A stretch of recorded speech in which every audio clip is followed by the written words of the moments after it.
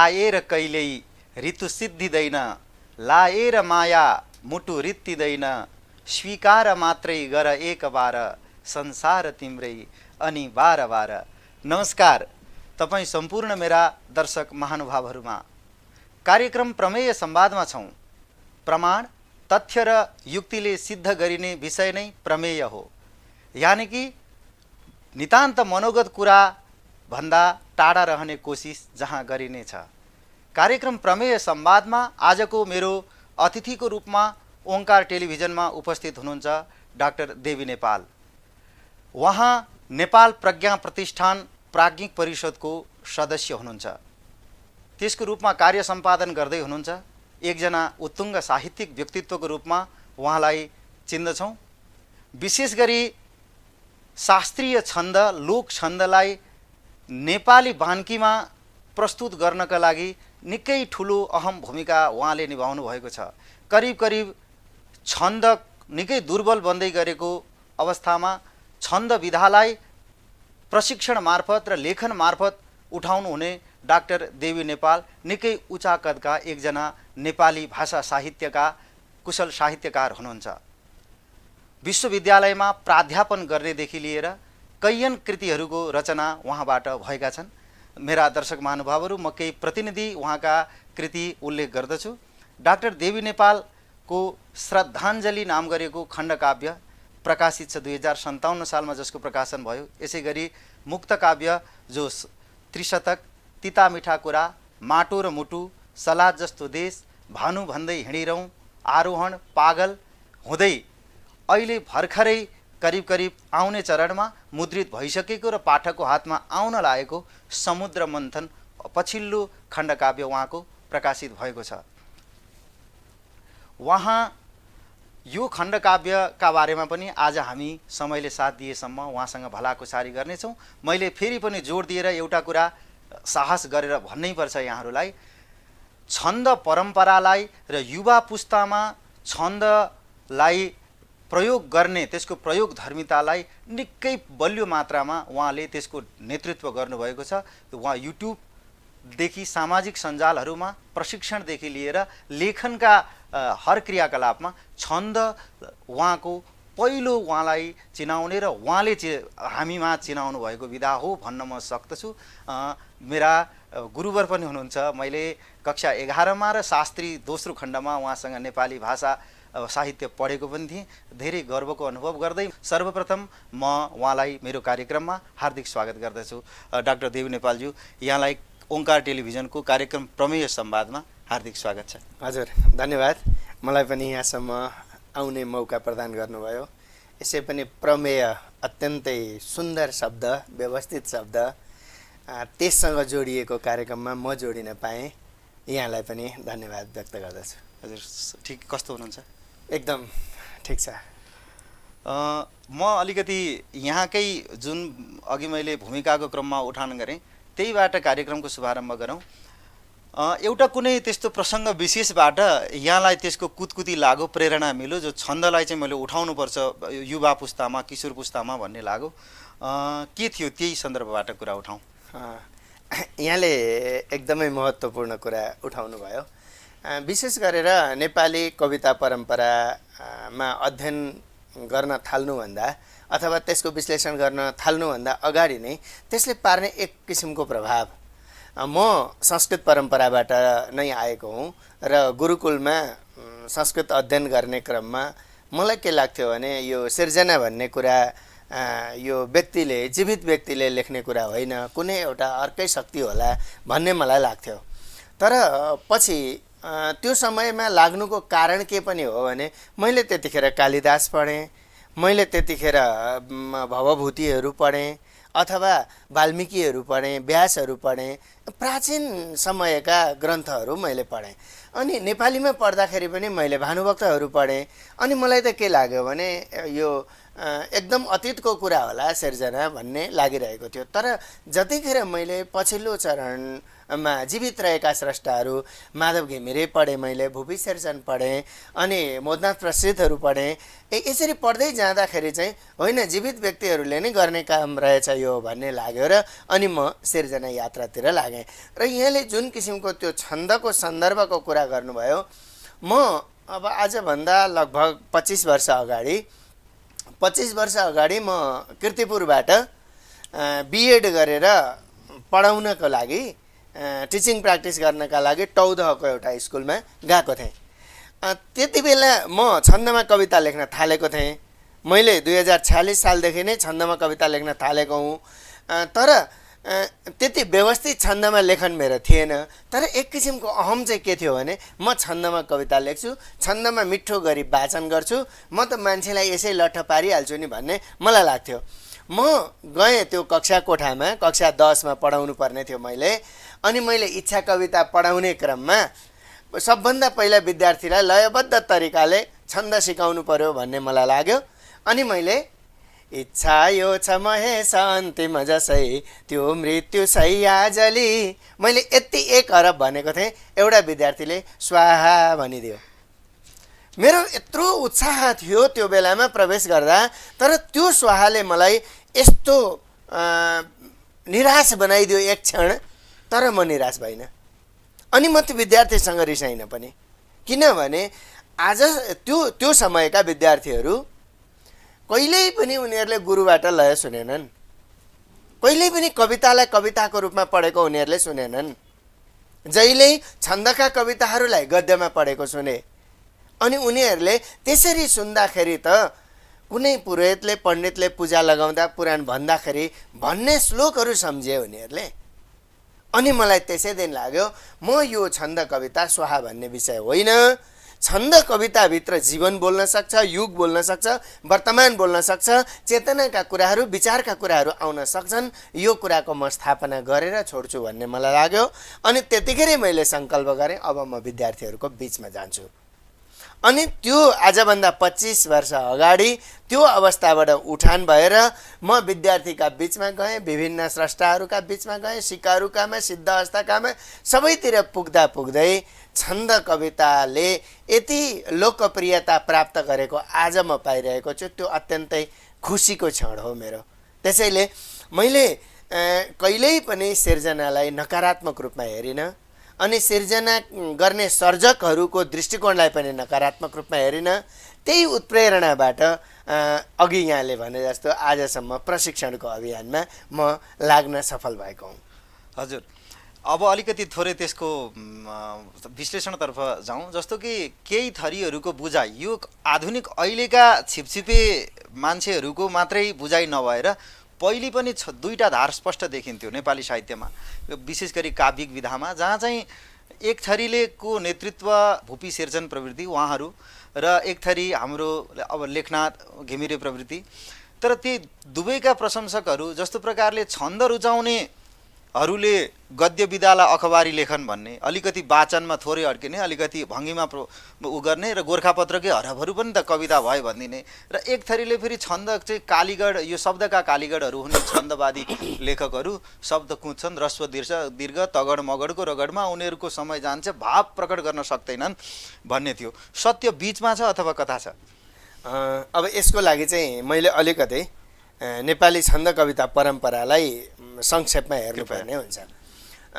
नेपाली कविताको उठान नै लयबाट भएको हो। 1826 को पृथ्वीनारायण शाह कविता शुभानन्द दासको त्यो लोकलयमा छ। त्यसको 1 दशकभन्दा अलि पछि 1839 तिर तनहु भकुण्डो, शक्तिवल्लभ रियालको तनहु भकुण्डो लेखियो, त्यो स्वागता छन्दमा छ। त्यो तनहु भकुण्डोदेखि सुरु भएको नेपाली छन्द कविताको परम्पराले 240 वर्षको यात्रा गरिसकेको छ। त्यो शक्तिवल्लभ रियालदेखि भानुभक्तसम्मको समय भनेको वीरधारा र भक्तिधाराको पनि, कृष्ण भक्तिधाराको समयसम्म यसलाई नेपाली छन्द कविताको प्रवर्तन काल भन्ने गरेका छौँ हामीले। भानुभक्तदेखि लेखनाथसम्म त्यो बिचमा मोतीरामहरू, शम्भुप्रसाद ढुङ्गेलहरू सबै आउँछन्। त्यो समय छन्द कविताको विकासकाल हो। त्यो समयमा छन्द कविताले निकै ठुलो विकास गर्यो, विषयगत विविधतामा पनि गयो। लेखनाथको आगमन भएदेखि देवकोटाको अवसानसम्म 2016 सम्म त्यो समय छन्द कविताको उत्कर्षकाल हो। जति पनि लेखिए अत्यन्तै उत्कृष्ट कृतिहरू लेखिए। त्यही समयमा गद्य कविता पनि आयो। गोपाल प्रसाद रिमाल मार्फत 1991 पछि गद्य कविता पनि आयो। तर पनि लेखनाथको आगमनदेखि देवकोटाको अवसानसम्मको समयमा जति पनि महाकाव्यहरू, खण्डकाव्यहरू, कविताहरू लेखिए ती उत्कृष्ट छन्। स्वर्णकाल हो त्यो, छन्द कविताको उत्कर्षकाल हो। 2017 सालमा रूपरेखा पत्रिकामा मोहन कोइरालाको घाइते युग आइसके पछाडि अब छन्द कविता परम्परामा सङ्क्रमणकाल सुरु भयो। त्यो अवधि 17 सालदेखि 50 को दशकसम्म छन्द कविता अत्यन्तै सङ्क्रमणको अवस्थाबाट चल्यो। अघि यहाँले भनेको कुरा त्यतिखेरै आएको हो, अगाडि आएको थिएन। त्यही समयमा आएको हो यो। र त्यो बेलामा चाहिँ छन्दमा कविता लेख्नेहरूले गद्यमा कविता लेख्नेहरूलाई कवि नै गनेनन् र गद्यमा कविता लेख्नेहरूले छन्दमा कविता लेख्नेहरूलाई कवि नै गनेनन्। छन्दमा कविता लेख्नेलाई सिलोके छन्दे भनिरहे अनि गद्यमा कविता लेख्नेहरूलाई गद्दु पनि भनिरहे, हैन? यसरी एउटा अनुच्छेदलाई टुक्रा टुक्रा पारेर राख्दा कविता हुन्छ भन्ने एक किसिमको तर्क आयो। अनि तगण र मगणभित्र शब्द हालेर चाहिँ घोक्रो फुलाएर गाउँदा कविता हुन्छ भन्ने अर्को तर्क पनि आयो। यो द्वन्द्व बाहिरी द्वन्द्व थियो, यो आवश्यक थिएन। यो अतिवाद, दुईटै अतिवाद भन्ने गरेको छु मैले। यी दुईटै गद्यमा पनि, गद्य भनेको मुक्त छन्द हो, त्यो पनि छन्द नै हुन्छ, त्यसको आन्तरिक सङ्गीत चेतना हुन्छ। गोर्खापत्रको समाचार कविता हुँदैन, प्रतिवेदन कविता हुँदैन, निबन्ध कथा कविता हुँदैन। कविताको आन्तरिक शक्ति हुन्छ। र छन्द कविता र गद्य कविता दुईटैमा 50 को दशकदेखि यता छन्द कविताको पुनर्जागरण काल हो। अहिले पुनर्जागरण काल छ।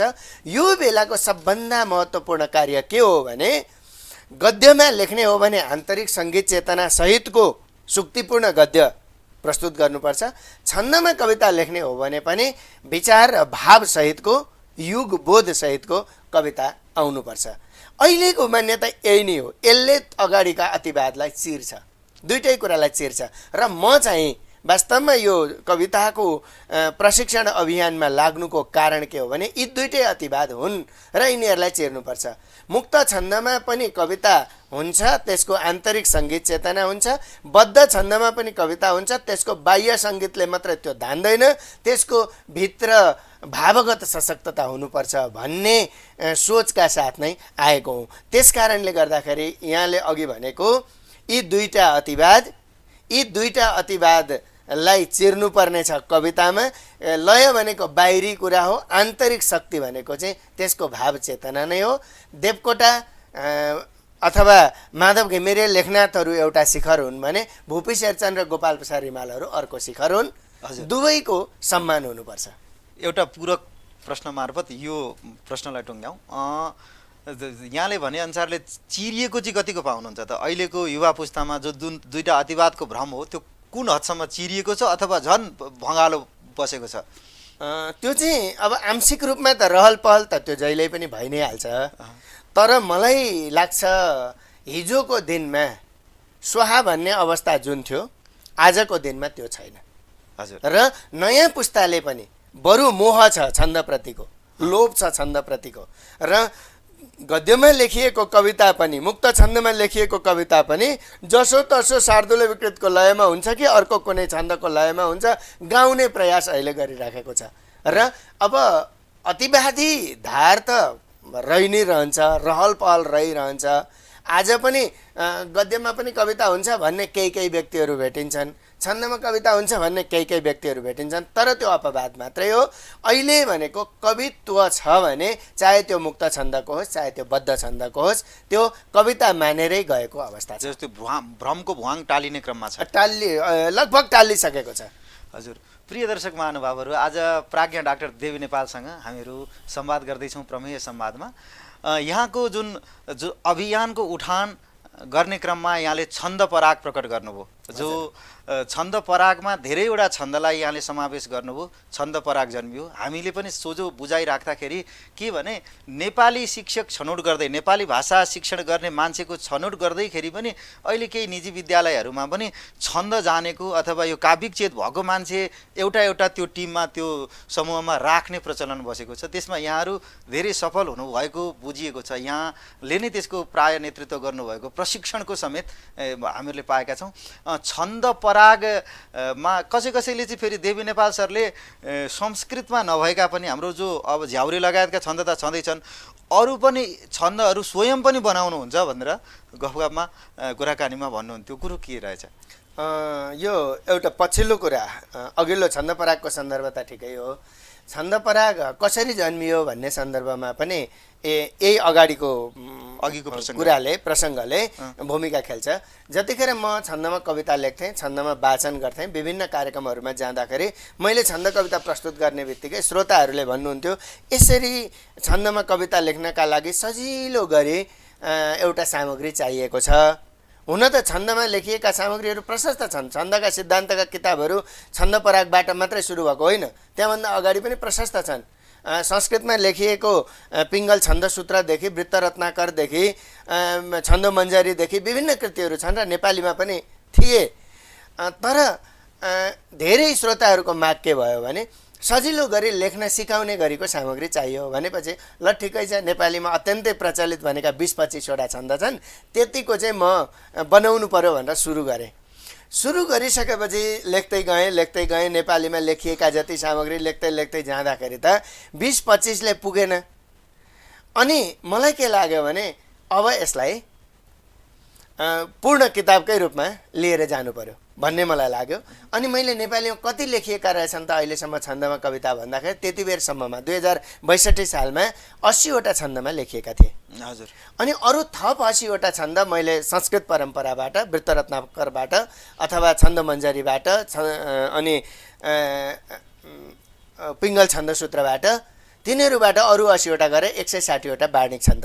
त्यसरी नै मातृक छन्द, लोक छन्द र बहर, 4वटा कोडबाट मैले तयार गरेँ छन्द पराग 2062 सालमा। पछि एक दशक पछि जाँदाखेरि त यति धेरै वृद्धि भएर गयो कि अहिले 260वटा अहिलेको छन्द परागको ठुलो रूपमा 260वटा वार्णिक छन्द छन्, मातृक छन्, लोक छन्। अनि मैले दोस्रो संस्करण, यसको दोस्रो संस्करणमा गइसकेपछि चाहिँ मुक्त छन्द पनि त छन्द हो नि भनेर मुक्त छन्दमा पनि गद्य कविताको पनि लय विधान हुन्छ भनेर त्यही लय विधानका पनि 27वटा तरिका मैले त्यहाँ दिएँ। तर एउटा कुरा, जुन नयाँ छन्द बनाउने कुरा यहाँले भन्नुभयो, त्यो मैले नयाँ छन्द बनाएर त्यो बनिने होइन।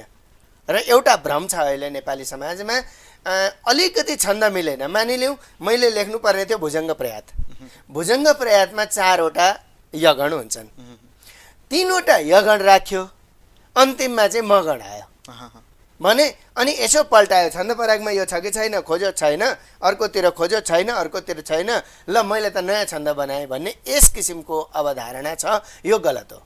किनभने आचार्य पिङ्गलले 1 अक्षरदेखि 26 अक्षरसम्म हामीले बोल्ने प्रत्येक वाक्य, प्रत्येक शब्द, पद, पदावली जम्मै छन्दमा छन् भनेका छन्। अनि प्रस्तार विधि पनि भनिदिएको छ, 1 अक्षर फरक पर्ने बित्तिकै अर्को छन्द बन्छ भनेपछि करोडौँ, लगभग 13 करोड भन्दा माथि छन्दको चर्चा पिङ्गलले गरेका छन् भने अनि मैले नयाँ बनाउँदाखेरि त तीभित्र काहीँ न काहीँ परिहाल्यो नि। ज्ञान नहुनु अलग कुरा हो, तर मैले नयाँ छन्द बनाउने भन्ने चाहिँ हुँदैन, नयाँ छन्द निर्माण हुँदैन। तर यति हो, नेपालीमा प्रयोग नभएका तर संस्कृतमा भएका छन्दहरूलाई नेपालीकरण गरेर सूत्र बनाएर त्यसलाई वाचन शैली समेत प्रस्तुत गर्ने कार्य चाहिँ छन्द परागमा मैले गरेको हुँ। हजुर, छन्द परागको 4थो संस्करण समेत आइसक्नुले त यसको लोकप्रियता पक्कै पनि सूचित गरिसकेको छ। तर मलाई आफूलाई लागेको, अब यो एउटा छिपछिपे प्रश्न हुनसक्छ, तर छन्दको लोकप्रियतामा चाहिँ वाचनको भूमिका धेरै हुन्छ कि जस्तो मलाई लाग्ने। जस्तै संस्कृत पृष्ठभूमिको मान्छेले वाचनको भेउ अलिकति पाउने, संस्कृत नपढिकन नेपाली विषय मात्रै लिएर आएकामा त्यसको वाचनको भेउ नहुनाले त्यो गण जानेर लेख्ने भन्दा पनि त्यो वाचनले पक्रिने शब्द वाचनबाट अनुसरण गरेर त्यो पङ्क्ति बनाउने त्यो भएर वाचन सिक्नु अथवा वाचनको कतिको भूमिका हुन्छ यो उसमा छन्द लेखनमा? अब प्रत्यक्ष कवि प्रत्यक्ष भएर प्रस्तोताकै रूपमा कवि आउँदाखेरि चाहिँ वाचनको भूमिका हुने हो। तर वाचन नै कविताको सबै थोक चाहिँ होइन, किनभने कवि जीवित रहँदा त वाचन रहन्छ। हजुर, कवि सकिएपछि त पठन नै हो नि त त्यसको शक्ति। आज हामी देवकोटा त पढेरै त हामी देवकोटाका कविताको स्वाद लिन्छौँ नि। तर यहाँले भनेको सही कुरा चाहिँ के हो भने अलिकति उच्चारण परम्परा संस्कृत परम्पराबाट आएको अथवा नेपालीमा पनि विशिष्ट उच्चारण व्यवस्थालाई बुझेको मान्छेले ह्रस्वलाई ह्रस्व उच्चारण र दीर्घलाई दीर्घ उच्चारण गर्छ। अनि छन्द कविताको गति यति आरोह अवरोहलाई ट्याक्कै मिलाएर वाचन गर्ने हुनाले त्यो मिठो सुनिन्छ। छन्द कवितामा गति यतिको भूमिका अथवा ह्रस्वलाई ह्रस्व दीर्घलाई दीर्घ उच्चारणको भूमिका मिलेन यदि भने त्यो ध्वस्त भइहाल्छ। त्यही कारणले गर्दाखेरि उच्चारणसँग पनि प्रत्यक्ष सम्बन्ध रहने हो। तर वाचनले प्रभाव पार्ने अनि त्यो कवि नहुने बित्तिकै त्यो कविताको अर्थ नरहने अवस्था आयो यदि भने चाहिँ त्यो कविता जीवन्त कविता होइन। हजुर, एकैछिन यहाँको पछिल्लो कृति समुद्र मन्थनमा केही कुरा गरौँ। जस्तो कि देवासुर सङ्ग्राम भनिन्छ, आध्यात्मिक विश्लेषकहरूले पनि यसलाई हाम्रो नकारात्मक र सकारात्मक विचारको द्वन्द्व हो। मस्तिष्कले दुई थरी विचार हमेसा जन्माइरहन्छ र त्यसको घर्षण हो समुद्र मन्थन भन्दछन्। समुद्र मन्थनको गर्भाधान कसरी भयो र पछि म क्रमशः यहाँका भित्रका केही छन्दोबद्ध कविता पनि हामी सुन्नेछौँ। अहिलेलाई समुद्र मन्थनको थोरै चर्चा गरौँ। विशेषतः मैले अघि पनि भने म गुरुकुल परम्पराबाट नै आएँ। 16 वर्षको उमेरमा मैले श्रीमद् भागवत महापुराण भने। पुराण वाचन मैले पुराण वाचन गरेँ। त्यो बेलामा सामूहिक रूपमा थियो, हामीलाई व्यास दिइएको थियो भनौँ। अनि त्यतिखेरै मलाई के लाग्थ्यो भने पुराणभित्रका हरेक घटनाहरू यी त्यत्तिकै लेखिएका होइनन्। यहाँभित्र केही न केही सत्यता छ। अघि यहाँले प्रमेय कुरा गर्नुभयो नि, होइन? यो कपाल कल्पना मात्रै होइन कविहरूको, यहाँभित्र केही सत्यता छ, केही विज्ञान छ, त्यो कुराको खोजी आवश्यक छ भन्ने मलाई लागिरहन्थ्यो। अनि त्यही बेलामा मलाई एउटा बिउ रोपियो। यो समुद्र मन्थनभित्र उत्पन्न भएका 14वटा रत्नहरू के हुन् र तिनीहरूको विशेष अर्थ के हो अहिलेको युगबाट। मलाई त्यतिखेर रोपिएको झन्नै 30-35 वर्ष अगाडि। तर मैले त्यो लेख्छु भन्दा लेख्न पाएको थिइनँ। अनि त्यस्तै मलाई यो 10 अवतारको कुरा छ नि, भगवान्ले 10 अवतार लिनुभयो भनेर हामीले अमूर्त व्याख्या गरिरह्यौँ। 3000 वर्ष पछाडि जन्मिएका चार्ल्स डार्विनले चाहिँ त्यसैलाई विज्ञानसँग जोडेर विकासवादी सिद्धान्तको प्रवर्तक बने। यस्ता कुरा मलाई खेलिरहन्थे। आधुनिकतासँग जीवनसँग जोडेर हेर्नुपर्छ पुराणलाई भन्ने मलाई लागिरहन्थ्यो। यो कोरोना कहरको समयमा जब यो लकडाउन भयो, घरैमा बस्ने अवसर मिल्यो, त्यही बेलामा मैले समुद्र मन्थनलाई पूर्णता दिएँ। यहाँभित्र मैले ती 14वटा रत्नलाई आजको युगसँग जोडेर हेरेको छु। र कुनै पनि लोकतान्त्रिक समाजमा विचारको द्वन्द्व हुन्छ, विवेकको द्वन्द्व हुन्छ, त्यहीँभित्र कालोकुट पनि हुन्छ, त्यहीँभित्र अमृत पनि हुन्छ। व्यवस्थापन गर्न चाहिँ जान्नुपर्छ भन्ने कोणबाट मैले आधुनिक अहिलेको समाजबाट समुद्र मन्थनलाई हेर्ने काम गरेँ। हजुर, यसका केही श्लोक पनि हाम्रा दर्शक महानुभावहरूलाई पाठ गरेर सुनाउन म अनुरोध गर्दछु। म यसको किनभने मैले डाक्टर देवी नेपाल सरसँग एउटा कार्यक्रम गरेँ, छन्दका बारेमा विश्लेषण भयो, तर कविता चाहिँ सुनिएन भने त्यो आधा अधुरा रहन्छ। केही श्लोकहरू पनि यहाँलाई म यो पछिल्लो चरणमा यसमा 3वटा खण्ड छन्।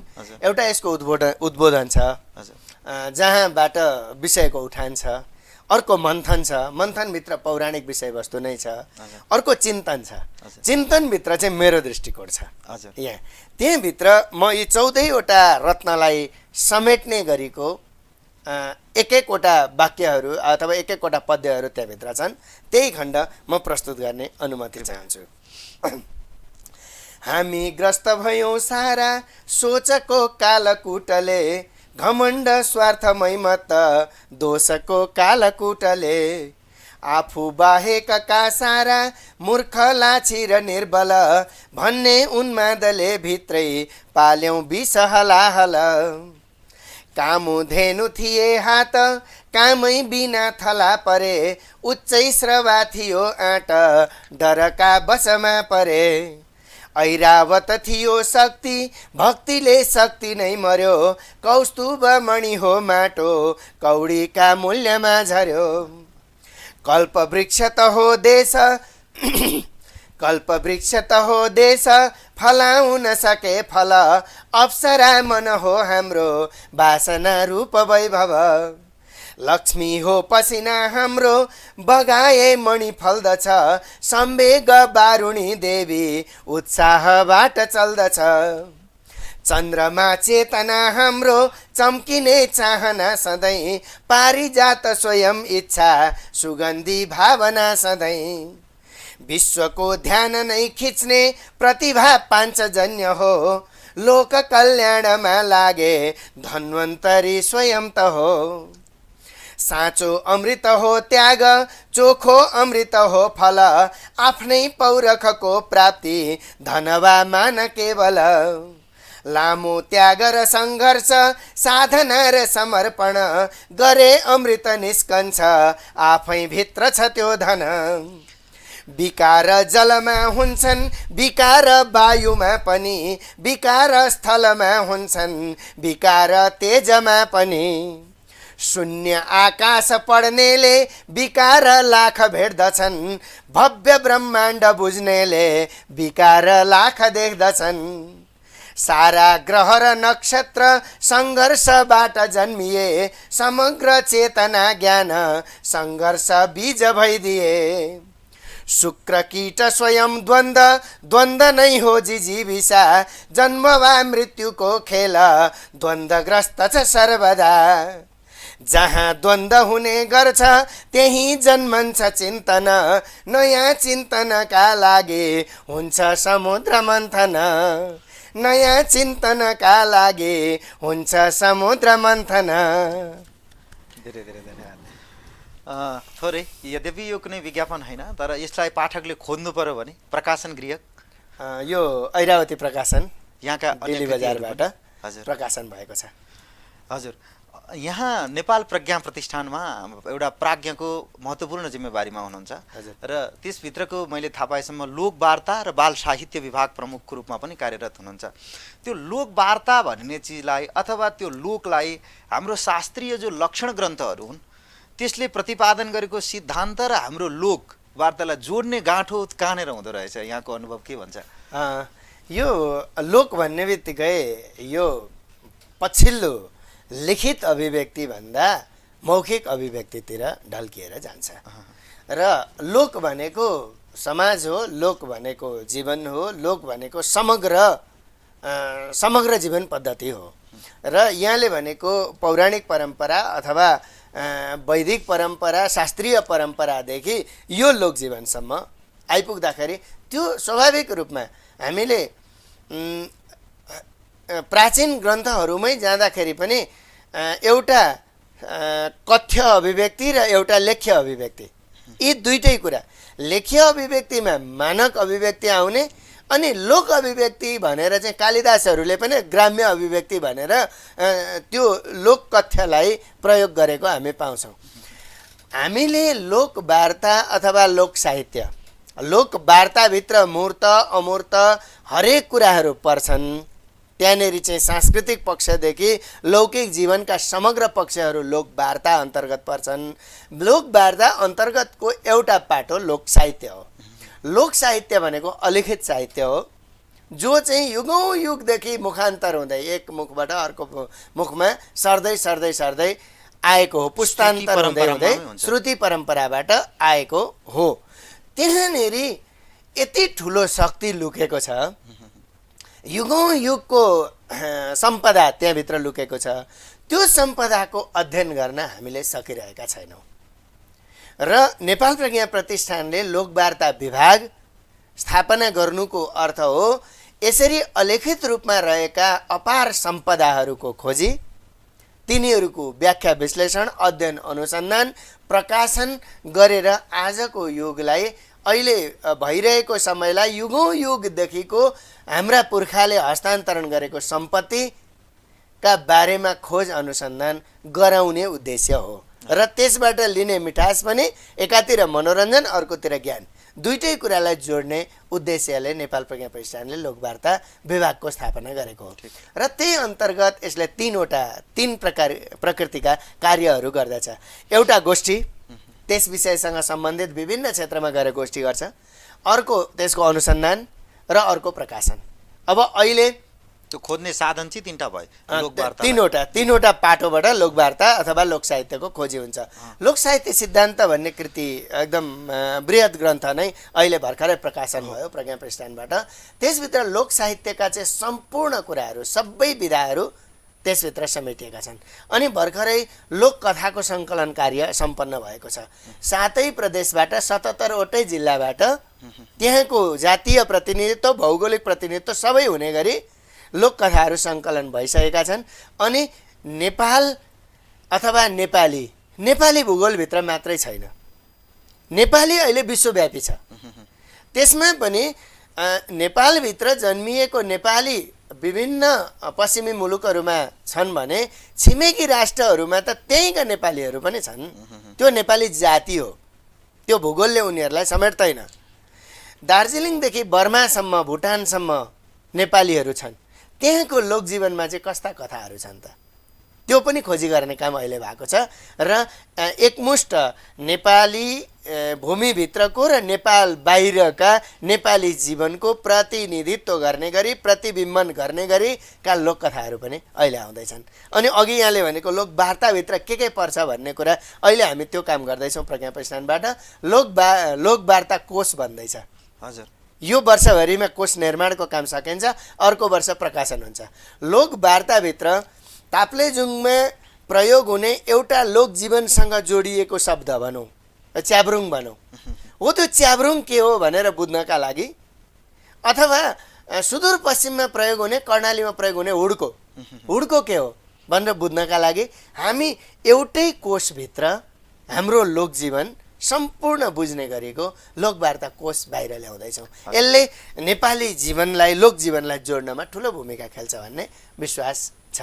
हजुर, छोटो समयमा बाल साहित्यको पनि चर्चा गरौँ। कुखुराको बिहे, मैनाचरी दङ्गपरी, नानादेव पुतली लगायतका यहाँका केही बाल साहित्यिक कृतिहरू छन्। त्यो एकजना साहित्यको लक्षणहरू पनि पढेर त्यसका सैद्धान्तिक अवयवहरू सारा बुझेर अनि त्यो शब्दको पनि माथिल्लो गहिराइमा पुगिसकेको चेतनालाई फेरि बाल मनोविज्ञान जोड्न सक्ने गरी झर्नलाई कतिको मुस्किल हुन्छ। एउटा उदाहरणका लागि जस्तै हामी पनि कतै गयौँ भने तेरो संस्कृत प्रशिक्षण अलिक कठिन छ है, तेरो भाषणमा अलिकति कठिन हुन्छ भन्ने त्यो स्वाभाविक भइदिइहाल्छ। कसैलाई त्यो भएर भनौँ न कुनै एकजना प्रकाण्ड प्राध्यापकलाई तल्लो कक्षामा झरेर प्राध्यापन गर्न कठिनाइ हुन्छ होला नि। यहाँले फेरि ठ्याक्क मैले यहाँको त्यो कुखुरीको बिहे भन्ने पढेको थियो, त्यो एउटा सियालसँग जोडेको, त्यो चेतनालाई फेरि त्यही बाल दुनियाँमा पुर्याउन चाहिँ कस्तो हुँदो रहेछ त्यसको अनुभव? यहाँले एकदमै महत्त्वपूर्ण कुरा गर्नुभयो। बाल साहित्य दुई तरिकाले लेखिन्छ, एउटा बालकका लागि लेखिने साहित्य, एउटा बालकले लेख्ने साहित्य। बालकले लेख्ने साहित्यमा समस्या भएन, बालकले आफूले जे जानेको छ जुन तहको त्यही तहमा उसले सिर्जना गर्छ। तर बालकका लागि प्रौढले लेख्ने साहित्यमा जटिलता छ। बालक पात्र बनाएर मात्रै हुँदैन। अब बालकका लागि लेखिने साहित्यमा चाहिने कुरा के हो भने फुलबारी हो, पुतली हो, चरा, मुसा, कुकुर, बिरालो, होइन, जुन, घाम, यी कुराहरू, पुतली, गौँथली, यस्ता कुराहरू उनीहरूलाई मनपर्छन्।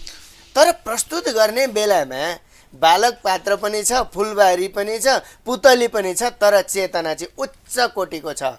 त्यो पुतली जीवन दर्शन हो, पुतली नै हाम्रो जीवन हो भनेर व्याख्या गर्न थाल्यो भने बाल साहित्य हुँदैन।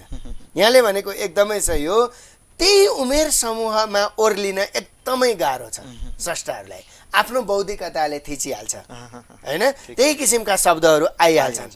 तर हामीले त्यो उमेर समूहका बालबालिकाले कस्तो शब्द पचाउन सक्छन्, कतिको शब्द बुझ्न सक्छन्, कस्तो विषय ग्रहण गर्न सक्छन्, कतिको बौद्धिकता र कतिको चिन्तन कतिको दर्शन उनीहरूले बुझ्न सक्छन्। यो कुराको बोध नहुने हो भने बाल साहित्य बन्दैन। त्यही कारणले यहाँले भन्नुभयो कुखुराको बिहे अथवा यो मैनाचरी दङ्गपरी नाना देउ पुतली यस्ता यस्ता कृतिहरूमा चाहिँ यी कृतिहरूमा चाहिँ मैले के गरेँ भने सकेसम्म तल्लो वर्गलाई, फेरि मेरो परीक्षण लक्षित वर्गमा हुन्छ, प्रकाशन गर्नुभन्दा अगाडि म बालबालिकालाई पढ्न दिन्छु। हजुर। अनि कहाँनिर उनीहरूले बुझ्दैनन् त्यसलाई म पुनः सम्पादन गर्छु अनि मात्रै बाहिर ल्याउँछु। भनेको त्यो मुद्रण हुनुभन्दा अगाडि नै म बालबालिकासम्म जान्छु। ती रचनाहरू लिएर बालबालिकासम्म जान्छु। आफ्नै घरमा भएका बालबालिकाहरूसँग अथवा कुनै विद्यालयका बालबालिकाहरूसँग गएर उनीहरूलाई पढ्न लगाउँदाखेरि कुन चाहिँ बुझियो उनीहरूले एकदम स्पष्ट भन्छन्, यो बुझियो यो बुझिएन भनिदिन्छन्। त्यस पछाडि म त्यसलाई पुनः सम्पादन गर्छु अनि मात्रै बाहिर ल्याउँछु। कठिन छ प्रौढ साहित्य लेख्न, जति पनि पोखिन सकिन्छ आफूले दार्शनिक रूपमा चिन्तनको रूपमा जति पनि पोखिन सकिन्छ। अघि मैले समुद्र मन्थनका केही अंशहरू प्रस्तुत गरेँ। त्यहाँ मेरो उद्देश्य के हुन्छ भने बढीभन्दा बढी दार्शनिक चेतलाई स्थापना गर्ने भन्ने उद्देश्य हुन्छ। तर बाल साहित्य लेखेका बेलामा म पुरै त्यही उमेर समूहमा ओर्लिनुपर्छ, त्यतिखेर मलाई कठिन हुन्छ। तर कठिन भए पनि आनन्द हुन्छ त्यहाँनिर। हजुर, हामी कार्यक्रमको अन्तिम क्षणमा आइसक्यौँ। धेरै कुराहरू छिमल्ने कोसिस गरौँ भन्ने थियो, हामी कार्यक्रमको निकै अगाडि आइसक्यौँ। जस्तो प्रकारले प्रज्ञा प्रतिष्ठानमा एउटा भनिन्छ, यो कहाँसम्म साँचो हो, पुरस्कारमा पनि समावेशिता भित्राएको छ। कुनै चिजमा निबन्ध जाँचिनु पर्यो भने, कविताहरू जाँच्नु पर्यो भने त्यसलाई जाँचेर त्यो पुरस्कृत गर्ने पात्रमा पनि समावेशिता भित्राएको छ भनिन्छ। कहाँसम्म सत्य हो र त्यो युक्त हो होइन?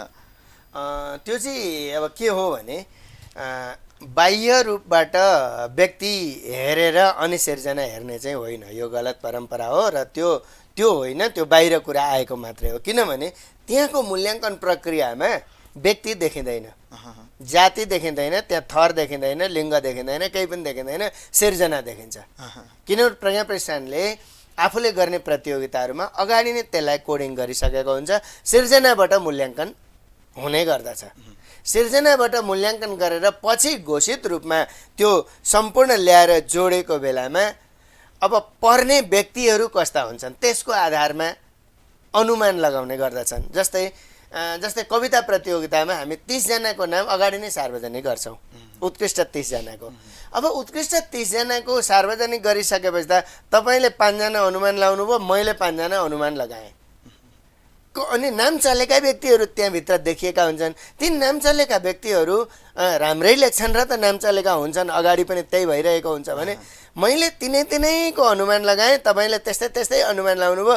5 जनाले अनुमान लगाउँदाखेरि 2-3 जना त सामूहिक पर्छन् नि त, अनि ऊ अगाडि नै थाहा थियो भन्ने किसिमका भ्रमहरू फैलाइन्छ। तर त्यो होइन। त्यहाँ गरिने मूल्याङ्कन प्रक्रिया भनेको सबभन्दा पहिला त्यसको कोडिङ गरिन्छ, अनि 30 जनाको छनौट गरिन्छ, त्यो 30 भित्र डिकोडिङ गरिन्छ, अनि त्यसबाट उत्कृष्ट 5 जनाको छनौट गरिन्छ। त्यो 5 जना चाहिँ अहिले पछिल्लो चरणमा त वाचनबाट पनि हामीले नम्बर दिने गरेका छौँ। वाचन पछि पनि प्रज्ञा प्रतिष्ठानबाट राष्ट्रिय कविता महोत्सवमा मूल्याङ्कन गरिन्छ। त्यसैले यो लिङ्गको आधारमा, जातिको आधारमा, विभिन्न आधारमा समावेशी हुन्छ भन्ने कुरा चाहिँ होइन। घोषणाको बेलासम्ममा पुग्दाखेरि त्यो संयोगले कतिपय अवस्थामा मिल्छ, कतिपय अवस्थामा मिल्दैन। भनेपछि निराधार विचारहरू हुन् ती। त्यो यत्तिकै अनुमानको आधारमा गरिएका तर्कहरू हुन्।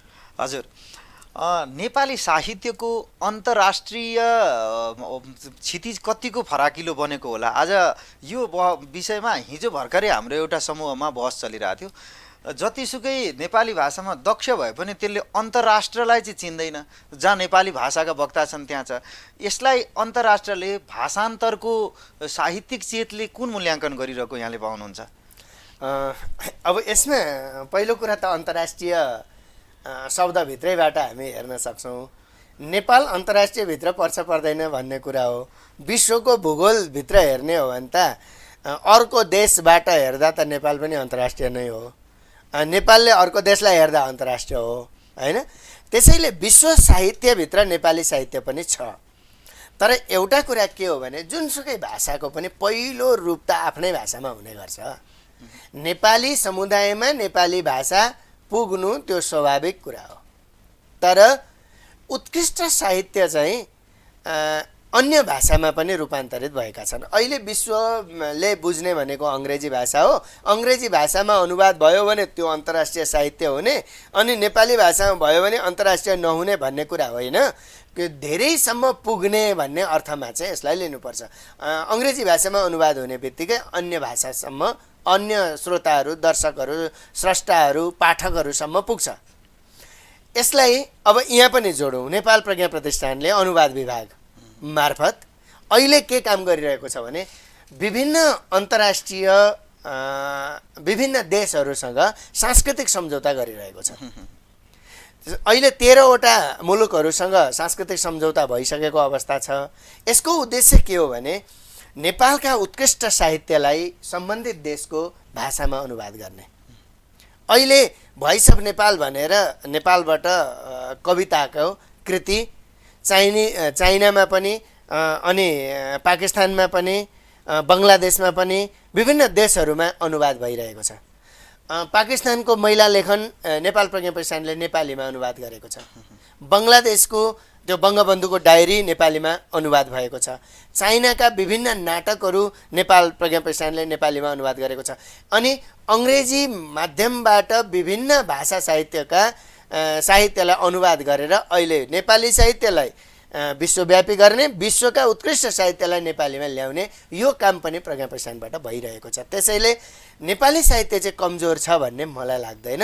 त्यो कति श्रोताहरूसम्म, कति पाठकहरूसम्म पुर्याउन सकिन्छ त्यसको आधारमा मात्रै, पछि मात्रै त्यसको थाहा हुन्छ, त्यो पठन पछि मात्रै। किनभने हाम्रो भूमिमा लेखिएको राष्ट्रकवि माधव घिमिरेको अश्वत्थामा अङ्ग्रेजीमा अनुवाद हुने बित्तिकै त नोबेल पुरस्कारका लागि पनि त प्रस्तावित भयो नि। हजुर हजुर। भनेपछि यो भूमिमा नभएको होइन, छन चाहिँ छ तर पुर्याउन बाँकी छ।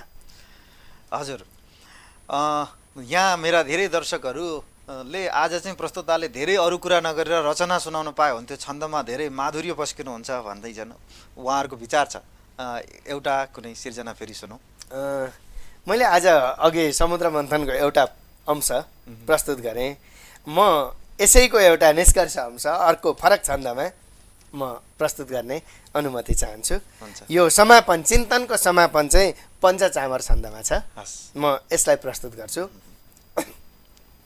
स्वयं समुद्र द्वन्द्व हो, छ द्वन्द्वग्रस्त भूतल, छ व्योम द्वन्द्वमा सधैँ, छ द्वन्द्व विश्वमण्डल, अमूर्त मूर्त सम्पदा समस्त द्वन्द्व दर्शन, निकाल्न ज्ञानको सुधा गरौँ समुद्र मन्थन।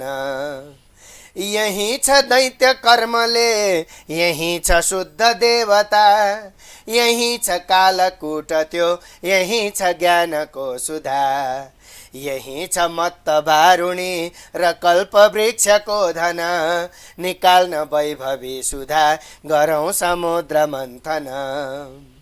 विचार द्वन्द्वग्रस्त छन्, विवेक द्वन्द्वग्रस्त छन्, समस्त ज्ञानका जरा अनन्त द्वन्द्वग्रस्त छन्।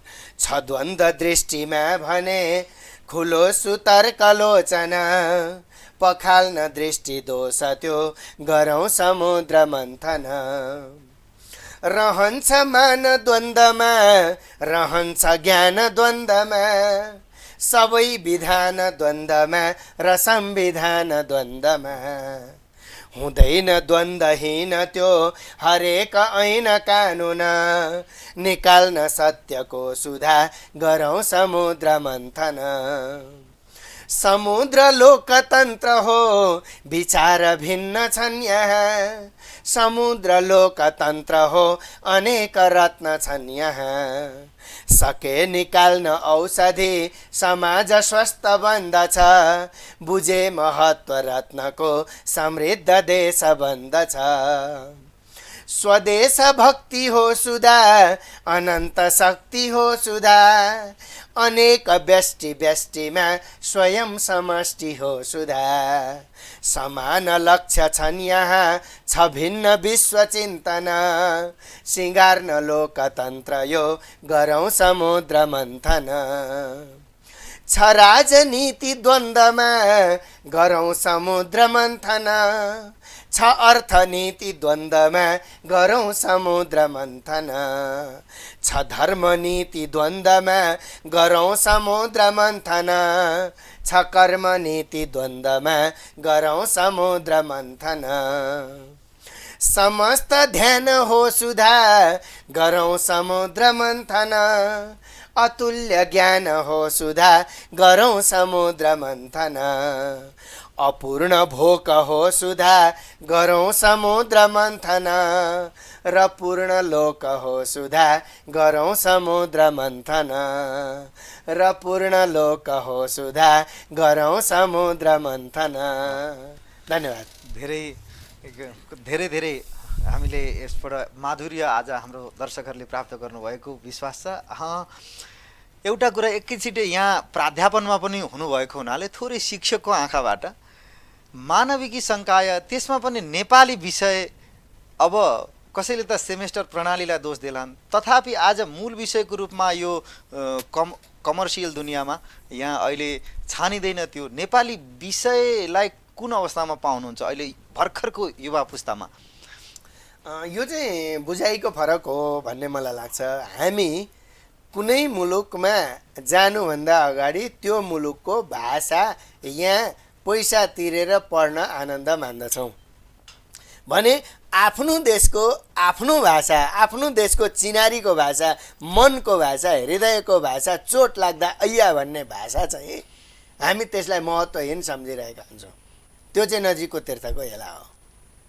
भाषा आफ्नो भाषा मलाई लाग्छ नेपाल मात्रै त्यस्तो देश होला विज्ञजनहरूले मलाई नेपाली आउँदैन भन्दा गर्व गरिराखेका हुन्छ। म नेपाली शुद्ध लेख्न जान्दिनँ भनेर गर्व गर्ने विद्वानहरू भएको देश हो यो। त्यो दिन कहिले आउँछ म शुद्ध लेख्न सकौँ भनेर खोजी गरी अङ्ग्रेजी चाहिँ एउटा स्पेलिङ गल्ती भयो भनेदेखि आत्मग्लानी गर्ने, अनि नेपालीमा त मलाई त आउँदैन भनेर हाँसेर उडाइदिने, त्यो हुन्छ। अलिकति बौद्धिक वर्गमा यो बहस आवश्यक छ अहिले। त्यस कारणले नेपाली विषयको यहाँले कुरा गर्नुभयो।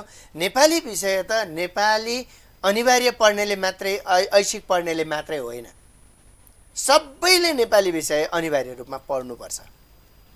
आफ्नो भाषा हो नि त त्यो त। रुने बेलामा त्यही भाषामा रुने, हाँस्ने बेलामा त्यही भाषामा हाँस्ने, अनि पढ्ने बेलामा चाहिँ यो किन चाहियो भन्ने यस्तो पनि हुन्छ। माटोको सम्बन्ध जोडिएको हुन्छ भाषासँग, संस्कृतिको सम्बन्ध जोडिएको हुन्छ भाषासँग, रगतको नाता जोडिएको हुन्छ भाषासँग।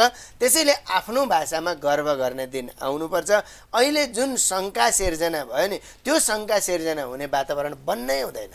जब हामी अर्को मुलुकमा जाँदाखेरि त्यहाँको भाषा चाहिँ मरेर अध्ययन गरेर जान्छौँ भने आफ्नो भाषाप्रतिको दायित्व पनि हामीले बुझ्नुपर्छ भन्ने मलाई चाहिँ लाग्छ। म नेपाली विषयको प्राध्यापन क्षेत्रमा कार्यरत भएको कारणले भनेको होइन, प्रत्येक नेपालीहरूमा नेपाली भाषाप्रतिको मोह, नेपाली समाजप्रतिको मोह, संस्कृतिप्रतिको मोह नहुन्जेलसम्म बाह्य कुराले मात्रै देशभक्ति देखिँदैन।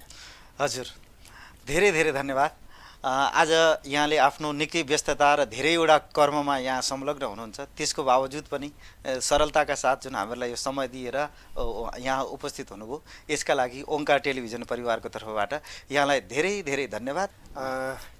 धन्यवाद। मलाई पनि यहाँसम्म आएर केही कुरा राख्ने अवसर प्रदान गर्नुभयो, विशेष गरेर छन्दको विषयमा, अनि अहिलेको कविता लेखनको विषयमा, भाषाको विषयमा र विशेष गरी प्रज्ञा प्रतिष्ठानका कार्यका सन्दर्भमा केही कुरा राख्ने अवसर प्रदान गर्नुभयो। त्यसका लागि म यहाँप्रति हार्दिक आभार व्यक्त गर्दछु, ओमकार टेलिभिजनप्रति हार्दिक आभार व्यक्त गर्दछु। र अन्त्यमा यहाँले 2 श्लोक भन्नुभएको छ।